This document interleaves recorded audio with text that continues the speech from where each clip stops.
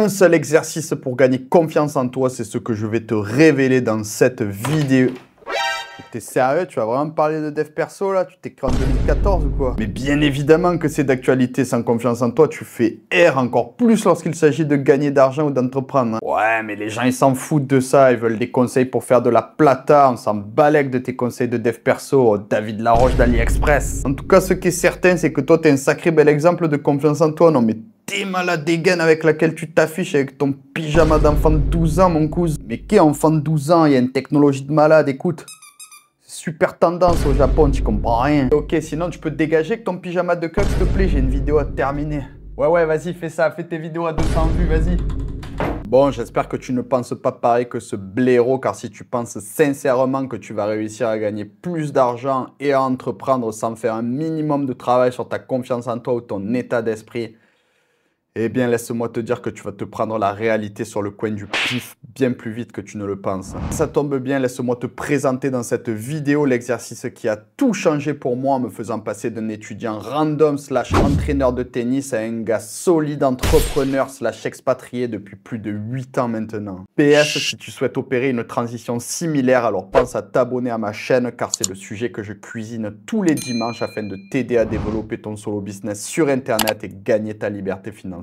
Mais c'est quoi la confiance en soi au juste? C'est tout simplement le fait de croire en soi. En clair, c'est poser ces énormes burnes sur la table Ikea en étant sûr que l'on peut accomplir tout ce que l'on veut dans la vie. Cet état d'esprit, c'est le trait que partagent toutes les personnes à succès de ce monde. Chaque fois que l'on entend une interview d'un chanteur, acteur, sportif de haut niveau, entrepreneur ou investisseur, ils disent tout le temps la même chose, c'est qu'ils ont simplement cru en eux et en leur projet pour que ça fonctionne. Tout simplement car quand tu y crois dur comme fer, tu mets toutes les actions en place pour que cela se réalise. Simple, basique. Par contre, lorsque tu manques de confiance en toi, paralysie, bonjour. Genoux qui tremblent lorsqu'il s'agit de demander le numéro à une 7 sur 10 et plus. Mains qui deviennent moites lorsqu'il s'agit de prendre des risques avec ton argent. Ou encore palpitations cardiaques lorsque tu croises un jeune du Jeunistan au regard menaçant. Tous ces exemples de situations du quotidien sont des preuves d'un manque de confiance en toi. Car lorsque tu es sûr de toi, tu attrapes la vie par le callback.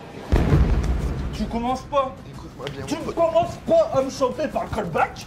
Le doute ne traverse à aucun moment ton esprit et tu fais les actions nécessaires pour accomplir ton objectif. Alors dit comme ça, cela paraît simple et en réalité, ça l'est. Mais une chose simple ne veut pas dire pour autant qu'elle est facile. La beauté de cela, c'est que la confiance en soi, comme tout dans la vie, cela se travaille. Celui qui te dit qu'il est né confiant est un menteur. Menteur, pharisien. On devient confiant par la répétition et surtout par nos accomplissements. Alex Hormozy, un crack américain du marketing, a pour habitude de dire quelque chose que j'aime beaucoup. Je cite, tu ne gagnes pas confiance en toi en le criant devant le miroir, tu gagnes confiance en toi en accumulant le plus de preuves possibles que tu as raison de l'être. Je te mets d'ailleurs un de ses meilleurs extraits.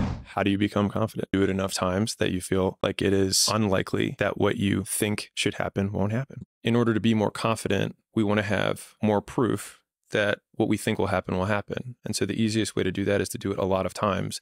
I'm confident when I go up to girls. Well, you start going up to girls and you start tanking, and then 1 out of 10 times it goes well, and then you do it another 10 times, and 2 out of 10 times goes well, and then 4 out of 10 times, and then 8 out of 10 times, and all of a sudden you're confident because you have a high degree of predictive power when you say it will go this way.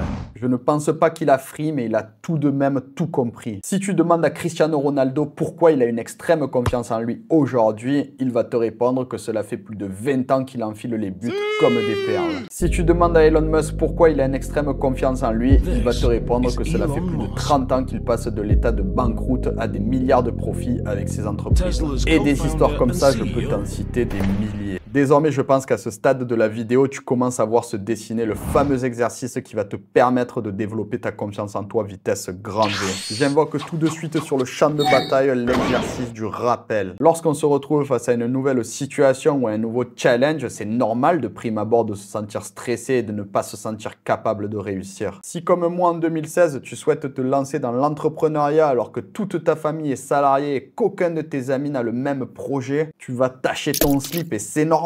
Mais grâce à l'exercice du rappel, tu vas désormais trouver la force de passer le cap. Voici en quoi consiste cet exercice. Te rappeler des moments dans ta vie où tu as fait preuve de confiance en toi afin de t'y connecté. Crier devant ton miroir que tu peux le faire, c'est bien, ça aide. Mais te rappeler de toutes les fois où tu as été grand, c'est bien mieux. Ainsi, face à un nouveau challenge, tu te rappelleras de tous les challenges que tu as déjà traversés et tu vas te rendre compte que celui qui se présente devant toi aujourd'hui n'est pas différent de ceux que tu as déjà dépassés.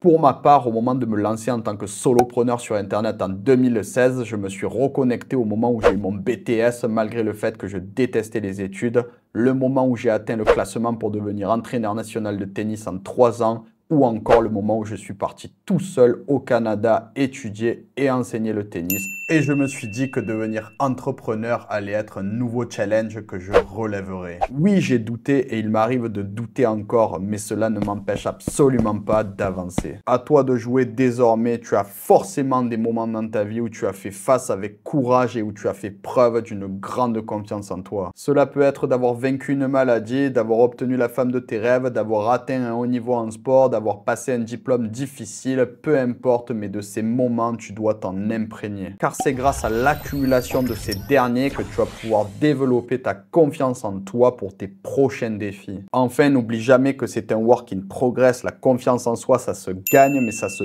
perd également, en particulier dans l'entrepreneuriat. Lorsque, par exemple, tu as un projet qui peine à décoller, tu peux commencer à douter et c'est dans ces moments précis qu'il est encore plus important de se souvenir de nos victoires passées. J'espère sincèrement que cet exercice va t'aider autant qu'il m'a aidé à me dépasser dans ma vie. Je t'assure que tu peux accomplir tout ce que tu souhaites dans la vie à partir du moment où tu t'en crois capable et que tu passes à l'action. Dis-moi dans les commentaires ce que tu penses de cet exercice et si tu veux connaître la raison pour laquelle tu ne gagnes pas plus d'argent aujourd'hui, outre le manque de confiance en toi, je te la donne dans cette vidéo.